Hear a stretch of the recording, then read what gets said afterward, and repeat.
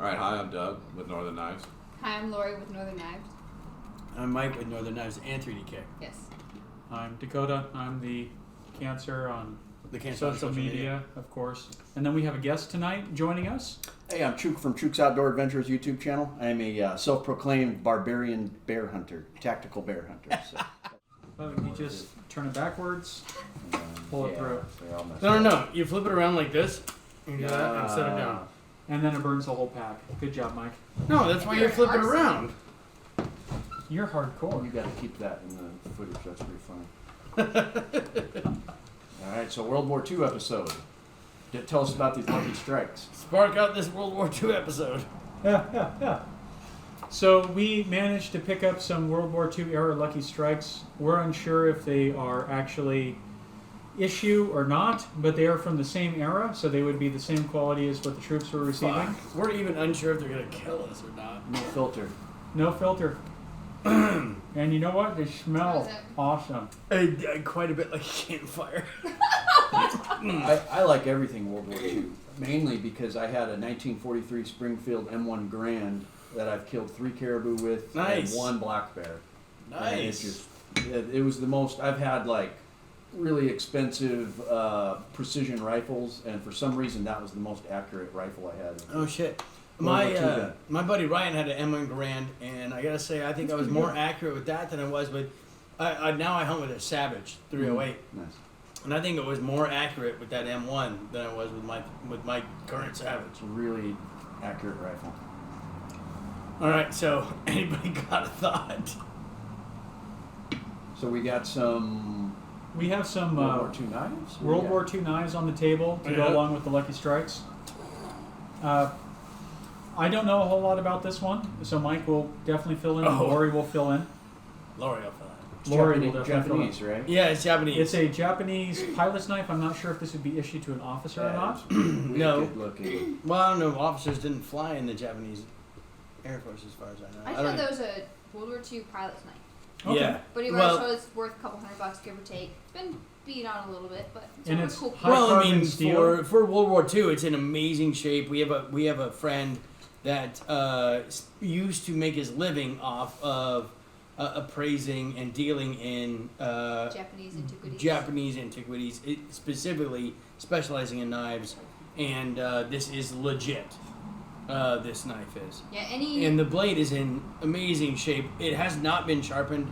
You can actually, the camera probably won't pick it up, but if you look at it, it's got some chips. Don't do that, please, for the love of God. But the reason why it has some chips is because if you sharpen it, like you can send it back and have it sharpened by somebody who has a reputation, or you can send it to someone like us who's very good at sharpening, but not our forte. yeah, they don't care if we sharpen it because they don't know us. You can send it back and have it sharpened. It looks like it's drop it. It looks like it's sharp enough to shave with already. I mean, like just shave you. I don't know. It's got some chips in it. There's some parts of it that are pretty good though. Now, you got to keep in mind, my understanding of the whole Japanese culture is anyone in any sort of leadership position during World War II, they're trying to reinvigorate the Bushido ideal, whereas you fight to the last man, you fight for your emperor. Samurais and samurai swords have been outlawed for, 100 years. And people are probably going to tear me apart online on my incorrect facts, but Especially if you invite that kind of shit. yeah, Ritual suicide, right? well, not necessarily. My understanding of this is that if you're in a leadership position, we give you a sword because you're sworn to the emperor. You'll fight to the last man. It's an honor thing. Didn't And we then have it was part of the indoctrination process. But there's different sizes. There's like the Wakasashis. There's the They put bayonets on fucking stationary machine guns simply to make them feel like samurai. Didn't we have a discussion earlier tonight about the difference between Harry and the difference between The other word to use. I was not heard of that. it was Doug and Seppuku. Seppuku. Seppuku. Seppuku. That's a cool collector's knife. I'm definitely saying it wrong, but Asterisk here. That's a bit.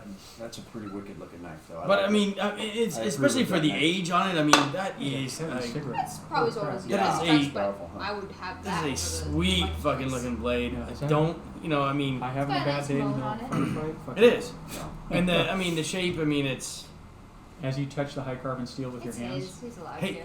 we can clean it. I know we can clean I make a it. big deal about it. All right, well then let's move on to the stainless version. That is still super cool. I wish we had something to like. No. We do have in the shop here. We do have a no, no, we don't have that. We have a 14th century walkie, and we have a 16th century walkie also here in the What's shop. a walkie? Is that Walkie is so here is this is your sidearm. right. Then you have a katana, which is your fighting blade. Mhm. Then you have a walkie, which is your indoor fighting blade. So what you do is if you hold it down here, and I might be getting this wrong, but if you hold it down here and pull it up, the point won't pass your shoulder. So you could turn around in an indoor hallway or in a doorway. So you can pass through a doorway with Short it. sword. So we have two walkies It's powerful. that are being sent back to Japan to be rehandled, reconditioned, Wow. and resharpened. How much are those going to go for? Well, Yes. 20? we have the first one. No. The service itself costs right about $1,800, give or take, and the waiting list is about 2.5 years.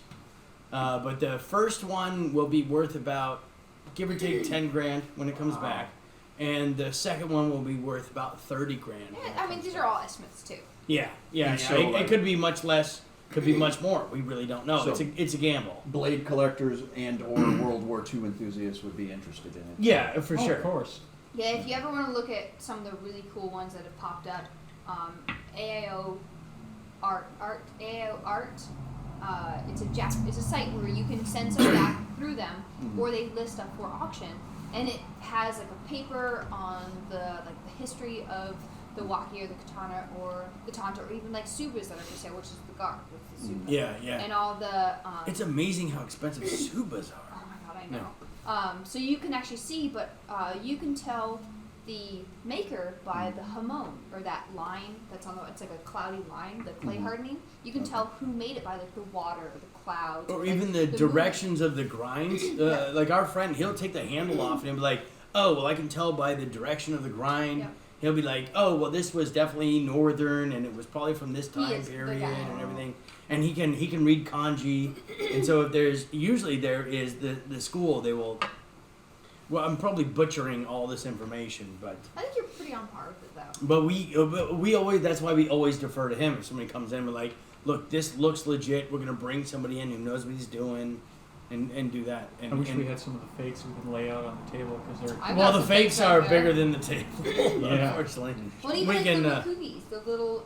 We can bring the ornaments that legit are handled. ones. Yeah, I mean, you won't be able to really We'll tell. probably have to do a little cut, We can do it some other time too. but we can bring the But there's a legit ones whole out. other world when it comes to Japanese swords and tantos and wakisashis and katanas. It is. It is. It's so far. It's almost like people come in like, well, I have a bayonet. It's like, Yeah. bayonets but- look like knives, but they are not knives in that kind of sense. Like, Separate category. Yes. yeah, they are. They're a whole nother thing. They're militaria.